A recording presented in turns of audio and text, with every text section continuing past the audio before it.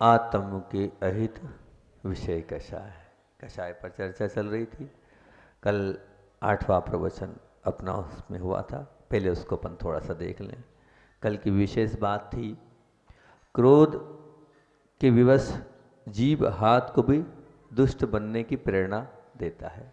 क्रोध के विवश ये जीव जो है वो इस हाथ को भी दुष्ट बनने की प्रेरणा देता है।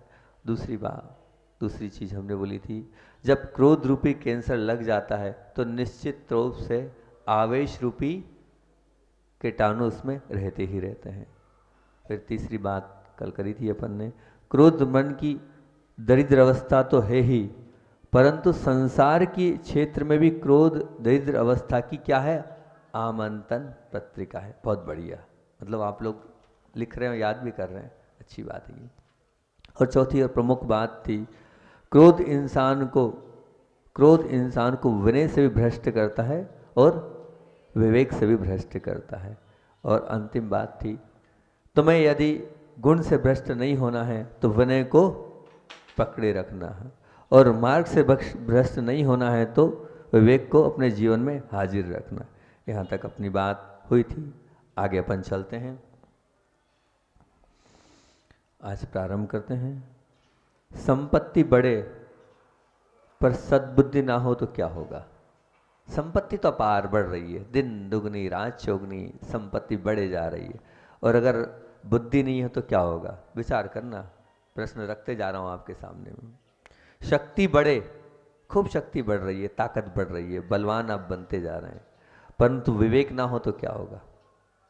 शक्ति तो खूब है, अपार है, आपके साथ भी बहुत सारे लोग खड़े हैं, पर विवेक ना हो आपके पास तो क्या होगा। रूप मिले, सुंदर मिले, पर उसमें सील की सुगंध ना हो तो क्या होगा। रूप तो बहुत सुंदर है आपका, बहुत सुंदर दिखते हैं आप, पर आपके इस रूप के पीछे वो जो सील है उसकी सुगंध ना हो तो उस रूप का क्या होगा, आप खुद विचार करना। सबका उत्तर तो ये होगा, कोई महत्व नहीं। सील के बिना उस रूप का कोई महत्व नहीं। वो शक्ति तो है पर विवेक नहीं तो कोई मतलब नहीं, यही बात आप बोलेंगे। कंठ सुरीला मिले, पर सुरीला कंठ तो है, इतना सुरीला है कि उसको सुनकर सब लोग मुग्ध हो जाते हैं, पर अंतरंग में वासना भरी हो तो वो जो सुरीला कंठ है वो किस काम का। क्योंकि आप जो गा रहे हैं उस गाने में आपके भाव क्या हैं, बस उन सबको प्रभावित करने के, और प्रभावित करने में भी अंतरंग से क्या है उसका भाव।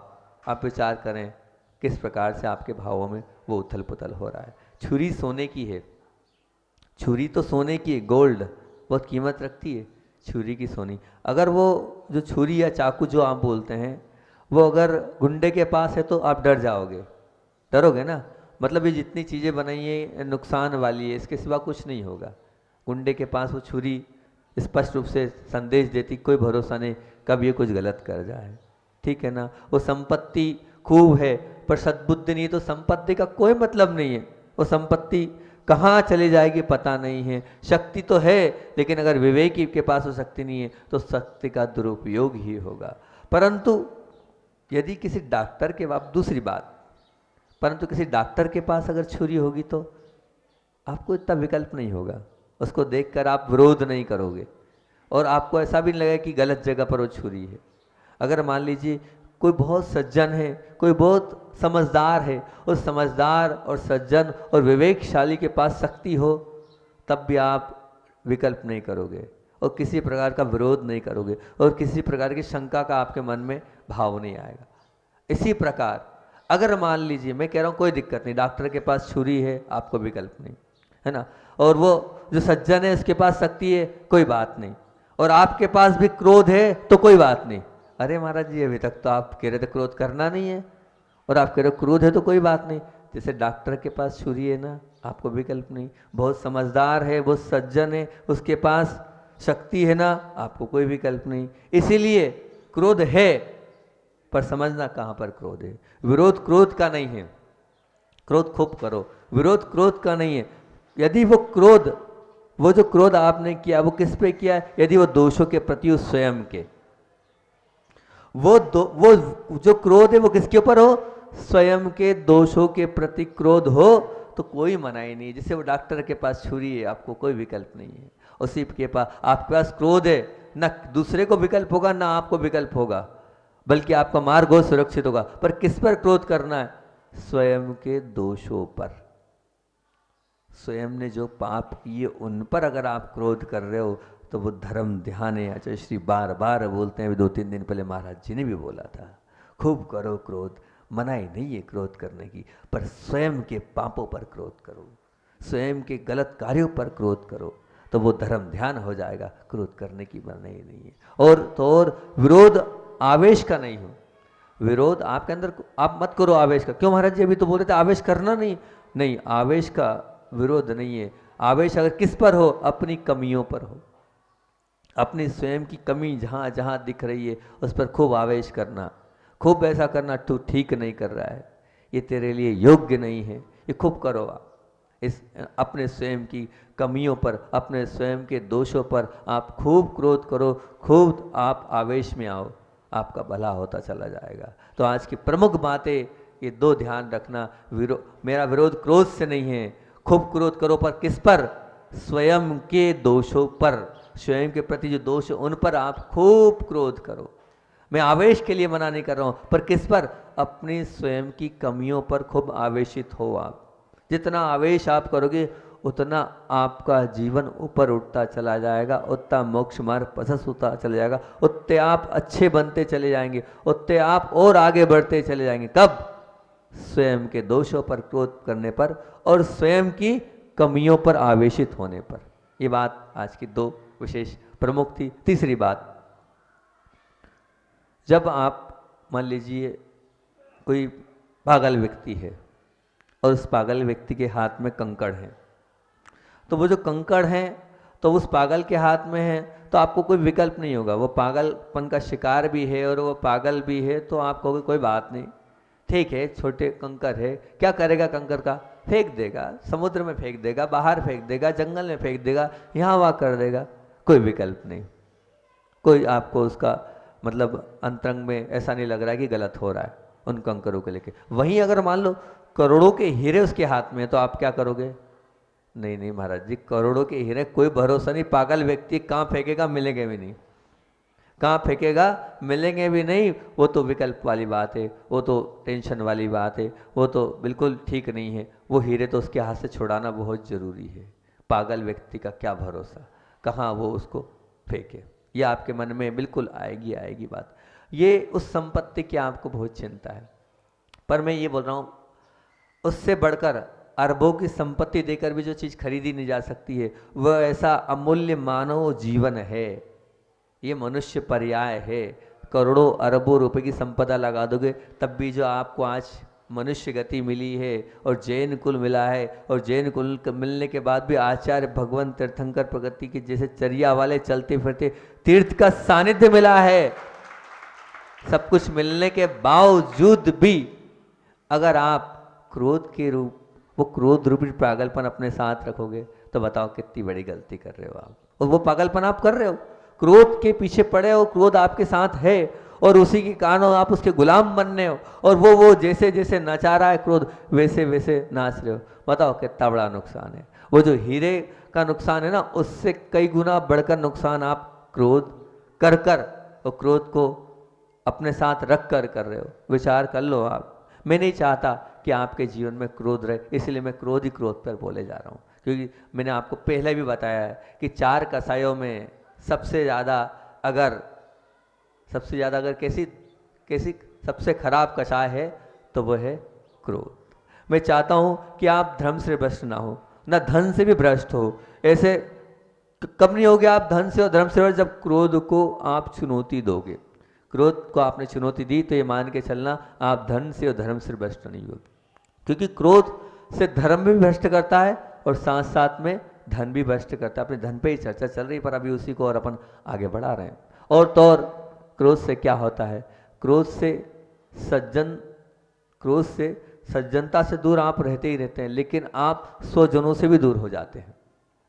मतलब क्रोध जब आपके पास रहता है तो सज्जन व्यक्ति आपके पास भटकेगा भी नहीं, और सज्जन तो छोड़ो, स्वजन भी आपके पास नहीं है। स्वजन से मतलब आपका परिवार, आपके पिता, आपके माता, आपका बच्चा, आप जहाँ जहाँ जिस भी अवस्था में हैं, आप अपने स्वजन को लगा लें, आपका पति, आपकी पत्नी, सब लगा लें आप। वो भी सज्जन तो दूर होगा, सज्जन एक बात की बात है, पर स्वजन भी दूर हो जाएंगे। प्रमुख बात ध्यान रखना, क्रोध सज्जनों से तो दूर करता ही है, साथ साथ में स्वजनों से भी दूर करता है। क्रोध, फिर से बोल रहा हूं, क्रोध सज्जनों से तो दूर करता है, साथ ही साथ स्वजनों से भी दूर करता है। आपके अपने एक खून वाले भी आपके साथ नहीं रहेंगे। वही स्वजन होते हैं जो खून के रिश्ते होते हैं, उसको स्वजन आप कहते हो। और स्वजन जो खून के रिश्ते हैं वो भी आपके साथ नहीं रहेंगे। उसका कारण क्या है? सिर्फ क्रोध। क्रोध मन को तो बिगाड़ता है, साथ ही साथ शरीर को भी बिगाड़ता है। मन तो जिसका भी क्रोध करता है उसका मन तो बिगड़ना ही, बिगड़ेगा ही। और ध्यान रखना, उसके साथ साथ क्या, शरीर भी बिगड़ता है। क्रोध आपके मन और शरीर दोनों को सर्वनाश कर रहा है, फिर भी आप क्रोध के साथ मित्रता कर रहे हैं। क्रोध परलोक तो बिगाड़ता है, परलोक तो बिगाड़ता ही है, क्योंकि आने वाले समय उस क्रोध का परिणाम आप जानते हो। क्योंकि आचार्यों ने कहा है कि, क्या कहा है, 4 प्रकार के बंध होते हैं, प्रकृति, प्रदेश, स्थिति और अनुभाग। प्रकृति प्रदेश का इतना महत्व नहीं है, स्थिति और अनुभाग का मतलब कर्म की कितनी स्थिति में आपने बांधा है और कर्म का फल कितना मिलेगा, उसको कहते हैं अनुभाग। तो स्थिति और अनुभाग, इसको डालने वाला कौन है? बताओ कौन है? सब लोग कर्मकांड के स्वाध्यायशील है ना? कौन है? कषाय। मतलब जितना आप कषाय करोगी, मतलब जितना आप कषाय कर रहे हो उतना क्रोध की स्थिति बढ़ेगी। जितना आप कषाय कर रहे हो, जितना क्रोध कर रहे हो, उतना उसमें फलदान देने की शक्ति बढ़ेगी। तो सब कुछ क्या है? कषाय है। इसीलिए आचार्य श्री ने उस वक्त मतलब अपने प्रवचन में कहा, मिथ्यात्व बंद के क्षेत्र में अकिंचित कर है। मतलब अकिंचित कर से तात्पर्य मिथ्यात्व कुछ नहीं करने वाला है, बंद के क्षेत्र में कुछ नहीं करने वाला है। कौन करने वाला है? बंद के क्षेत्र में। बंद के क्षेत्र में 2 ही हेतु हैं, योग और कषाय। योग से प्रकृति और प्रदेश बनते हैं, और प्रकृति प्रदेश का इतना महत्व नहीं है। महत्व तो उसका है कितने समय तक कर्म का फल आएगा उदय में, मतलब स्थिति। महत्व किसका है? स्थिति का। कितने समय तक भाई असाता है तो कितने समय तक, 8 दिन, 15 दिन, महीने भर, ये। और फिर दूसरा, वो फल कितनी कैपेसिटी में दे रहा है। मतलब वो कर्म का उदय तो आया है आपको, लेकिन उसका फल से तात्पर्य अब सर दर्द आपका भी है, दूसरे का भी है। आपका वो तेज है, मतलब आपका असाता का अनुभाग का उदय तेज है। उनका भी सर दर्द है पर सहनी है वो अनुभाग। ये स्थिति और अनुभाग डालने वाला कौन है? कषाय। आचार्यों ने कहा है कि कर्म बनते हैं, पल प्रतिपल कर्म बन रहे हैं। अभी जो परिणाम आप कर रहे हो इससे कर्म बनते चले जा रहे हैं, लेकिन इन कर्मों में स्थिति और अनुभाग डालने वाले कौन? कषाय। ये कषाय स्थिति और अनुभाग डालेगी, मतलब राजा कषाय हो गया, करने वाला कषाय हो गया, सब कुछ आपको चलाने वाला कषाय हो गया। तो हमें कषाय पर सबसे पहले कंट्रोल करना पड़ेगा, और कषाय में सबसे पहले क्रोध को कंट्रोल करना पड़ेगा। इसलिए हाथ कंगन को आरसी क्या, जैसी स्पष्ट वास्तविकता को इनकार भी नहीं कर सकते आप। कोई नास्तिक भी इनकार नहीं करेगा कि भैया क्रोध से सब कुछ दिख रहा है, उसके बाद भी अगर क्रोध कर रहे हो तो ध्यान रखना। आज की वास्तविकता में ये बताना चाह रहा हूं बार बार कि स्थिति और अनुभाग डालने वाली कषाय हैं। स्थिति और अनुभाग डालने वाली कषाय हैं, हम इसलिए कषाय को कम करें। मुझे लगता है कि वैसे सब लोग आप बहुत धर्मात्मा हैं, आपकी अंतरंग की आवाज़ इतनी धीमी होती होगी कि वो अंतरंग में नहीं लगता होगा क्रोध करना है, लेकिन उस वक्त अभिमान और आवेश के कोलाहल में वो जो अंतरंग की आवाज़ शायद आपको सुनाई नहीं देती होगी।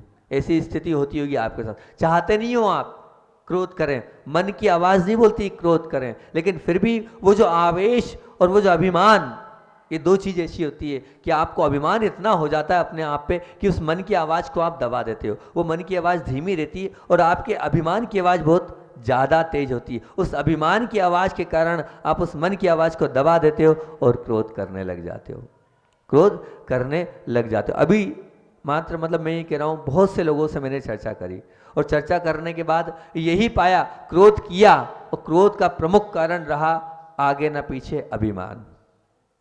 आगे न पीछे हम जाएं तो अभिमान रहता है, तो उस अभिमान को हमें शांत करना है। आँख से दूर रहने वाला जो आग है वो आग से दूर रहना चाहता है। क्यों? क्योंकि वो जानता है मैं आग के पास जितना जाऊंगा उतना जलूंगा। वो क्रोध जला रहा है आपको, फिर भी आप, आश्चर्य की बात है, जलते जा रहे हैं, जलते जा रहे हैं, जलते जा रहे हैं। और दूसरी एक बहुत महत्वपूर्ण बात कि फत्तर हृदय के बिना, फत्तर हृदय के बिना कठोर वाणी संभवित ही नहीं है। मतलब स्पष्ट बात है, जब आपके अंतरंग में आपका हृदय पत्थर जैसा होगा तभी आपकी कठोर वाणी निकलेगी। वाणी तब निकलती है कठोर जब आपके अंतरंग में हरियाली ना हो, पत्थर हो, आपका हृदय कैसा हो, पत्थर जैसा हो, तभी आपके मुख से वो कठोर वाणी निकलेगी। कठोर वाणी तो क्रोध है, और क्या है? क्रोध का दूसरा रूप कठोर वाणी। वो एक अलग चीज है कि आप समझाने के लिए बोल रहे हो, लेकिन उसमें वो समझाना पना नहीं है, तो वो अंदर अंतरंग में कठोरी ही है। मान लीजिए, जैसे एक उदाहरण देता हूँ आपसे, उससे शायद कुछ आप समझ जाएं। जैसे सूखी घास में, सूखी घास के बिना आग कभी भी फैलती नहीं है। सूखी आग रहेगी ना, जैसी सूखी आग रहेगी वहाँ थोड़ी सी चिंगारी मिली, वो आग फैलते चले जाएगी, फैलते चले जाएगी। क्यों? क्योंकि सूखी घास बहुत जल्दी आग को पकड़ती है। वहीं अगर वो घास गीली होगी तो आग पकड़ेगी? नहीं, बिल्कुल नहीं पकड़ेगी। ये तो समझदारी वाली बात है ना। सूखी आग ही, सूखी घास ही आग को पकड़ती है, ये आप अच्छी भली बात ही जानते हो। वैसे ही सूखे हृदय के बिना क्रोध की अग्नि नहीं जलेगी। क्रोध की अग्नि आगे बढ़ रही है तो ये मान के चलना आपके हृदय में सूखापन है, आपके हृदय में सूखापन है, इसीलिए क्रोध की अग्नि बढ़ रही है, और कोई कारण नहीं क्रोध की अग्नि का बढ़ने का। जैसे वो सूखी घास के कारण ही वो अग्नि आगे आगे बढ़ते जा रही है, आगे आगे बढ़ते जा रही है, ऐसे ही आपका हृदय में सूखापन है, इसलिए वो क्रोध रूपी अग्नि फैलती जा रही है। आग को फैलने से रोकना चाहते हो आप, तो एक काम करो, एकमात्र उसका विकल्प ये, उस घास को, आप वो लंबी दूरी से आ रही है लेकिन आप यहीं से उस घास को यहां से हटा दो आप। अब क्या वो आग आगे बढ़ेगी? हटा दो उस घास को, आप एक तरफ कर दो, अब वो आग यहाँ आके समाप्त हो जाएगी। क्यों? क्योंकि आगे सूखी घास नहीं है, आपने सूखी घास को हटा दिया है। वो जब सूखी घास को हटा दिया है तो अपने आप वो आग वहीं रह जाएगी। इसी प्रकार क्रोध को आग फैलाने वाला, अगर आप भी चाहते हो कि हाँ हम अपने अंदर क्रोध की अग्नि को नहीं फैलाएं, उसका श्रेष्ठ विकल्प ये कि आपके हृदयपन का जो, हृदय में जो सूखापन है उस सूखेपन को हटा दो। हृदय पे जो सूखापन है उसको हटा दो और अपने हृदय को हरा भरा कर लो। अपने हृदय को कैसा कर लो? हरा भरा कर लो। प्रेम और वात्सल्य की उसमें आप बगियान लगा दो तो निश्चित तौर से वो क्रोध शने शने शने शने हो जाएगा। हालांकि वो जो रेगिस्तान है ना, उस रेगिस्तान में भी हरियाली करना बहुत मुश्किल है, लेकिन आज का मानव वहाँ भी उसमें, उस रेगिस्तान में हरियाली करने में सफल बन रहा है। परंतु इस शुष्क हृदय में वात्सल्य भिगो देने वाले उस हरियाली को करने में आज का मानव सफल नहीं। बहुत मुश्किल खेल है कि वह हृदय में प्रेम और वात्सल्य को स्थान दे। उसे तो बस अपने हृदय को सूखा रखना है, उसे तो बस अपने हृदय में उस क्रोध को ही स्थान देना, उस क्रोध को ही सब कुछ मानना है।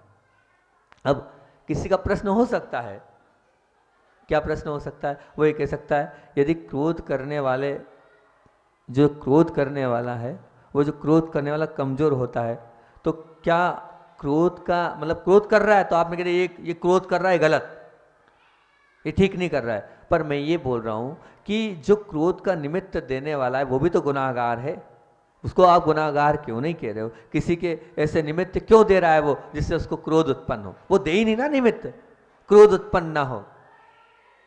क्यों ऐसे इस प्रकार के निमित्त दे रहा है कि सामने वाला क्रोध करे? तो गुनाहगार वो भी है। आपका प्रश्न हो सकता है, गुनाहगार वो भी है जो क्रोध के निमित्त उत्पन्न कर रहा है, उसको भी गुनाहगार कहेंगे? नहीं, मैं सहमत नहीं हूं। ये आपका जो प्रश्न है ये नादानी भरा है। नादानी भरा क्यों है? मैं नादानी भरा इसलिए ना, मान लीजिए उसको, शायद इससे आप समझ जाएंगे। रास्ते पर, पूरे रास्ते पर कांटे बिखरे हुए हैं, पूरे कांटे बिखरे हुए हैं। अब बचने के लिए इंसान क्या करेगा? अपने पैरों में जूते पहन लेगा कि भैया अपन जूते पहन लो और रास्ते पर देखते हुए चलो, कांटे नहीं लगना चाहिए। ऐसा तो नहीं करेगा कि बिखरे हुए कांटों को वो एक एक करके उठाएगा, अलग करेगा, उठाएगा, अलग करेगा, फिर आगे बढ़ेगा। ऐसा तो शायद ही कोई बेवकूफ़ी होगा जो करेगा, जिसके पास दिमाग कम हो वो करेगा ऐसा कि नहीं हमें जूते भी नहीं पहनना, हमें देख के भी नहीं चलना, हम तो पहले कांटों को साफ करेंगे फिर आगे बढ़ेंगे। तो बस इसी प्रकार जब प्रतिकूल निमित्त मिलते हैं तो उन निमित्तों को दूर करने का प्रयत्न करने के लिए के बजाय आप उनको दूर मत करो। जैसे कांटे दूर नहीं करते आप, वैसे उन निमित्तों को दूर मत करो, उन निमित्तों को दोष मत दो। आप तो बस अपने मन पर प्रभाव नहीं पड़े ऐसे समझदारी वाला काम करो कि उन निमित्तों से मुझे बचना है। निमित्त तो मिलेंगे, निमित्त तो आएंगे, और आपको निमित्त क्यों मिलेंगे? क्योंकि हमारे पास क्रोध का उदय तो है। अब क्रोध का उदय है, वो छोड़ेगा तो है नहीं। निमित्त मिल रहे हैं, पुरुषार्थ आपको करना है। जैसे समझदारी से आपने जूते पहने और देख के चले, और उन कांटों के बीच में रहकर भी आप बहुत अच्छे से अपनी यात्रा कर रहे हो, बिल्कुल कहीं आपको कांटा लगा नहीं है, कहीं आपको कांटा चुभा नहीं है, क्योंकि आप जानते हो कांटा चुभेगा तो उसकी वेदना और ज़्यादा है। ऐसे ही आपको निमित्त मिलते चले जाएंगे, उन निमित्त को हटाना नहीं है। जैसे आपने कांटों को नहीं हटाया, वैसे उन निमित्तों को आपको हटाने नहीं है। उन निमित्तों के साथ रहकर आपको अपने मन में एक ऐसा जूता पहनना है कि नहीं, जैसे उस पैर को बचाने के लिए आपने जूता पहना था, ऐसे मन में अपने एक ऐसा जूता पहनना है, एक ऐसा कवच बनाना है, नहीं ये निमित्त मेरा कुछ नहीं बिगाड़ रहे हैं, ये निमित्त मेरा कुछ ना बिगाड़ेंगे, ना मैं इनसे मैं बिगड़ूंगा। ऐसा जूता अपने मन में पहनो और अपने मन को बहलाते हुए समझाते हुए उस राह पर आगे बढ़ते चला, और वो क्रोध रूपी कांटों से आप अपने को बचाते हुए अपने उस जीवन को आगे चलते चलो और सफर को आगे बढ़ाते चलो, तो आपका जीवन सफल हो जाएगा, तो आपका जीवन धन्य हो जाएगा। अन्यथा आप अगर उन निमित्तों के कारण उन निमित्तों को दोष करने देने लग जाओगे तो ध्यान रखना, उन निमित्तों को दोष देते देते आपका जीवन यूं ही समाप्त हो जाएगा। बड़ी मुश्किल से आपको एक पर्याय मिली है और इस पर्याय की आप सार्थकता नहीं कर पाओगे। क्यों? क्योंकि आप तो निमित्तों के पीछे पड़ गए हो, आप उन कांटों को साफ करने में लग गए हो। नहीं भैया नहीं, अगर यहाँ से लेके वहाँ तक जाना है आप जा नहीं पाओगे, आगे नहीं बढ़ पाओगे। कांटे साफ करने लग जाओगे तो आप सुबह से शाम हो जाएगी, वहां तक नहीं जा पाओगे। जैसे वहां बुद्धि आप चला रहे हो जूते पहनने की, उन निमित्तों से बचने की और आंख से देख के चलने की, ऐसे ही आंखों से अच्छे से देखो और उन निमित्तों से बचो, तो आपकी सार्थकता है। उदाहरण समझ में आ रहा है ना? वो उदाहरण जिसे आपको समझ में आ रहा है, ऐसे क्रोध को निमित्त आप नहीं मानना, उनसे बचने का आपको प्रयास करना है। इस दुनिया में एक अंतिम बात बोल के, टाइम तो हो रहा है 4-5 मिनट का है, अंतिम बात बोलकर अपनी बात को विराम दूंगा, फिर आगे की बात कल करूंगा। हो ही नहीं पाती मेरी बात, में क्या करूं, समय आपके पास भी कम है, मेरे पास भी कम है ना? नहीं, हमने आधा घंटा लिया है तो हम आधे घंटे से ऊपर नहीं बढ़ना चाहेंगे। इस दुनिया में विशेष बात, इस दुनिया में सरलता से जिसकी खोज की जा सके कोई चीज़ है तो वह है दूसरों के दोष। बहुत सरलता से इस दुनिया में हम खोज करने जाएंगे तो दूसरे के दोष बहुत जल्दी दिखेंगे हमें। देख रहे हैं कि हमारी आदत भी है, इंसान की रुचि भी इसी में, वो चाहता भी दूसरे के क्या देखना, दोष। वो दोष में उसको इतनी रुचि है, बड़े भावपूर्वक वो सामने वाले के दोषों को देखता है, रुचि पूर्वक सामने वाले को दोषों को देखता है। अब वो दोषों को जब देखता है तो अब क्या होगा, अब उस दोष के कारण आप खुद समझो, जब दोष वो देखता है तो अब अंदर में आग तो उत्पन्न होगी, वही आग गुस्सा कराएगी, कषाय कराएगी, परंतु अपने मन को तुम शिक्षित नहीं कर रहे हो। और मैं विश्वास के साथ कह रहा हूं, कदम कदम पर हर व्यक्ति के अंदर ऐसा संसार में कोई प्राणी नहीं है, चाहे मैं हूं, चाहे महाराज जी बैठे हो, चाहे तीसरे छोटे महाराज हो, चाहे आचार्य भगवंत हो, चाहे कोई भी हो, पंच परमेष्टि हो, सब में दोष हैं। अरे दोष हैं तब तो संसार में हैं, नहीं तो हम 18 दोषों से रहित नहीं हो जाते क्या? दोष हैं तो संसार में हैं, दोष तो सबके अंदर हैं। अब बस हम उन दोषों को देखने लग जाएंगे और उन दोषों के देखने की प्रवृत्ति में हम लग जाएंगे तो ध्यान रखना, फिर आपका मन कैसा होगा, आवेशग्रस्त निश्चित होगा। वो जो मन आपका आवेशग्रस्त इसलिए कि हमारी जो प्रवृत्ति बन गई है, हमारी जो अंतरंग में एक आदत बन गई है दूसरों के दोष देखने के लिए। तो आप एक और नियम ले लो, मुझे क्रोध से आवेश से बचना है तो मैं दूसरों के दोष नहीं देखूंगा।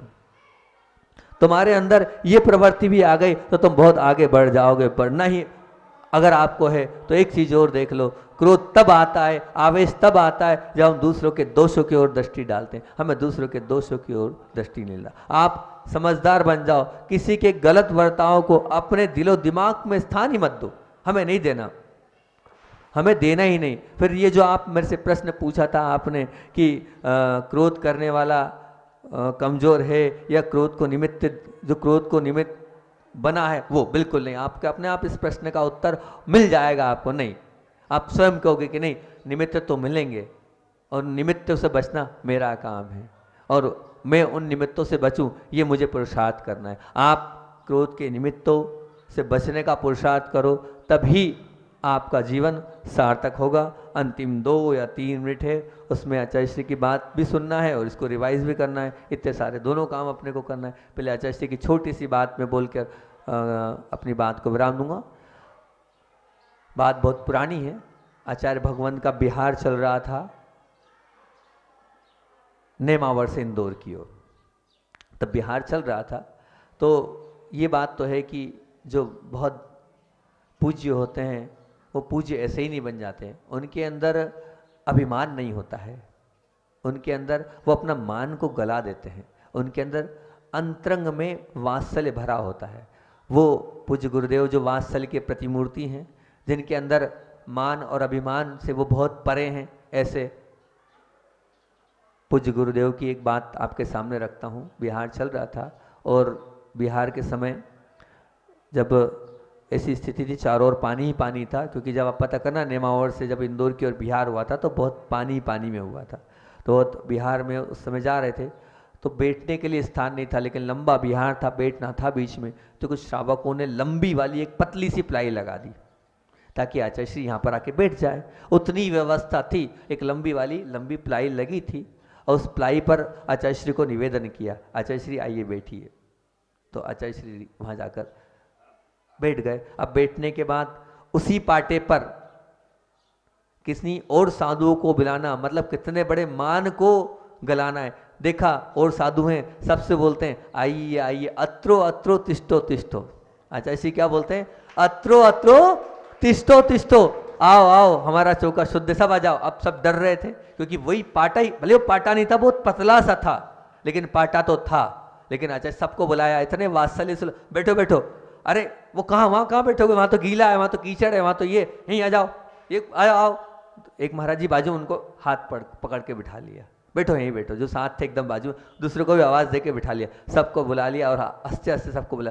सोचो कितना बड़ा मान का गलन है। जिस भले वो पाटा जैसा नहीं था, प्लाई थी, पतली थी, अपने आप में एक बहुत बड़ी बात होती है उस पर सबको बिठाना, वो भी अपने दीक्षित साधुओं को, छोटे छोटे को बिठाना बहुत बड़ी बात होती है। मतलब क्या है ये सबसे बड़ा मान को गलन करने वाला उदाहरण है आपके सामने। उसके बाद कुछ समय हुआ, उधर से पीछे से समय सागर जी आ रहे थे। हालांकि प्लाई पर जगह बची नहीं थी, पूरी जगह भी बुक हो चुकी थी, फिर भी चाहते तो बैठ जाते। तो आचार्य श्री ने कुछ नहीं कहा, आचार्य श्री मुस्कुरा रहे थे और दूसरे महाराज लोगों ने कहा आइए आइए महाराज जी, आइए आइए आइए। तो आचार्य श्री बड़ी मुस्कान बोलते हैं, हमारे चौके में उनकी विधि नहीं मिलती है। आचार्य श्री ने क्या कहा? हमारे चौके में उनकी विधि नहीं मिलेगी, वो तो आगे वाले कहीं चौके में जाएंगे। वो तो तुम लोगों, हमारा पुण्य कि तुम आ गए, उनके लायक हमारा पुण्य नहीं है। ऐसे आचार्य श्री ने मुस्कान के साथ और वात्सल्य के साथ ऐसी बात बोली। तो ये मान का कितना सटीक उदाहरण आपके सामने मैंने रखा। अंतिम में अपनी रिवाइज कर लेते हैं अपन बात को। मुझे बहुत अच्छी चीज़ लगी थी, इसलिए आप लोगों के बीच में रख दी मैंने। हाँ, तो अब अंत में, क्योंकि कल शिकायत थी महाराज जी आपने इतना खराब वाला संस्मरण सुनाया, आचार्य श्री को कष्ट वाला मत सुनाया करो, तो मैंने आज अच्छा वाला सुना दिया। हाँ, विरोध आज फिर से रिवाइज करें, 1 मिनट में अपनी बात को रिवाइज कर लूंगा मैं। विरोध क्रोध का नहीं यदि वो दोषों के प्रति हो तो, और विरोध आवेश का नहीं यदि वो कमियों के प्रति हो तो। क्रोध सज्जनों से तो दूर करता ही है, साथ साथ में वो स्वजनों से भी दूर करता है। क्रोध मन को तो बिगाड़ता है, साथ में शरीर को भी बिगाड़ता है। और क्या, क्रोध परलोक तो बिगाड़ता है, साथ में इहलोक को भी बिगाड़ता है। और अंतिम बात थी, फत्तर हृदय के बिना कठोर वाणी संभवित ही नहीं है। इतनी ही बात करके अपनी बात को मैं विराम देता हूँ। बोलिए आचार्य भगवान विद्यासागर जी महामुनि राज की।